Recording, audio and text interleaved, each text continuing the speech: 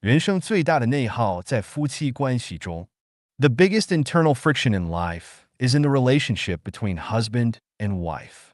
Xiefeng, February 3rd, 2023. Edited by Qin Yu.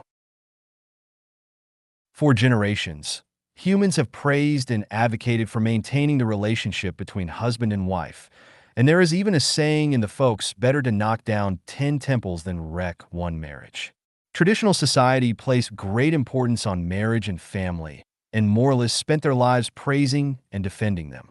Sociologists have written countless articles on how to maintain the relationship between husband and wife, and governments not only provide legal protection for the maintenance of marriage and family as a cornerstone of social stability, but also crack down on speech and actions that undermine marriage and family.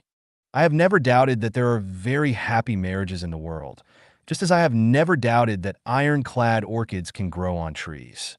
I also long for the kind of relationship between husband and wife where they have known each other since childhood and grow old together, loving each other for a lifetime and staying together for generations.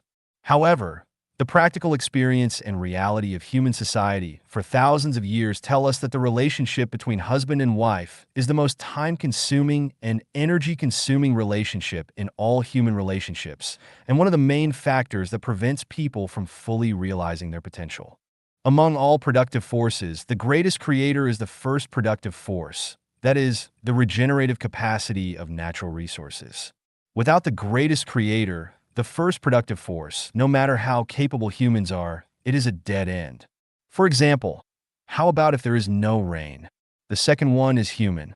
Humans are the second productive force. When a person's production capacity is consumed on matters completely unrelated to creation, such as maintaining relationships between people, it is the greatest repression and destruction of productivity. All men and women who have been married for more than 10 years can use a calculator to calculate where our time and energy have been consumed in our lifetime. Have they been consumed in innovation and creation? In a day of 24 hours, how much time do we spend on innovation and creation? Not much.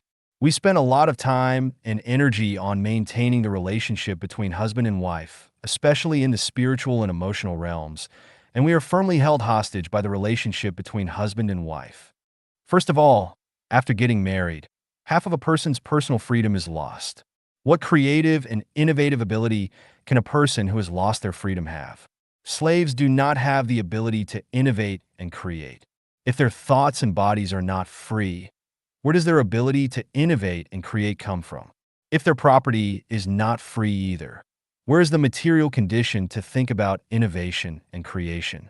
Just maintaining basic expenditures such as food, clothing, shelter, transportation, and aging and sickness already exhausts a person. For married people, do you have the right to dispose of your own income? Do you have the right to talk to people of the opposite sex about ideas at night? Do you have the right to eat whatever you want? Do you have the right to go wherever you want during the holidays? If you suddenly get inspiration, do you have the right to turn on the lights and open your computer to type on the keyboard at midnight? Do you have the right to travel alone? Do you have the right to chat and drink tea with your classmates of the opposite sex frequently? Do you dare not take care of your husband's or wife's emotions? When your husband or wife is in a bad mood, do you dare to say the word no? When your husband or wife is sick, do you dare not take care of them? And so on.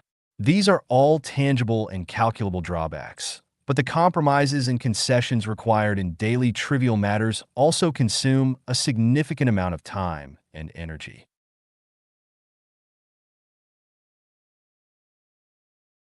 Therefore, the amount of time and energy a person spends maintaining a marital relationship is enormous, and it is the biggest internal conflict in a person's life. Traditional beliefs and lifestyles hold that upon growing up, every male should take a wife and every female should take a husband is natural and right. Due to the constraints of thinking, people fail to realize that life can be better without marriage. Who has ever heard that everyone in heaven is married? No. Jesus Christ clearly tells us, in heaven, they neither marry nor are given in marriage. Will life really be better if men and women do not marry? Of course, it cannot be said that not marrying is 10,000 times better than getting married, but it can at least be said that it can be 10 times better. We have experimented on this earth for more than 10 years, and it is a 100% successful experience. Therefore, men and women, if you do not want to get married, then go to the second home created by Life Genuine. Divorced men and women, if you do not want to remarry, then go to the second home created by Life Genuine. Life in the second home is definitely 10 times better than life after marriage. Perhaps you have a series of questions, such as who will do the housework? Can we have children? Is there freedom in male-female relationships? What if we get sick or old?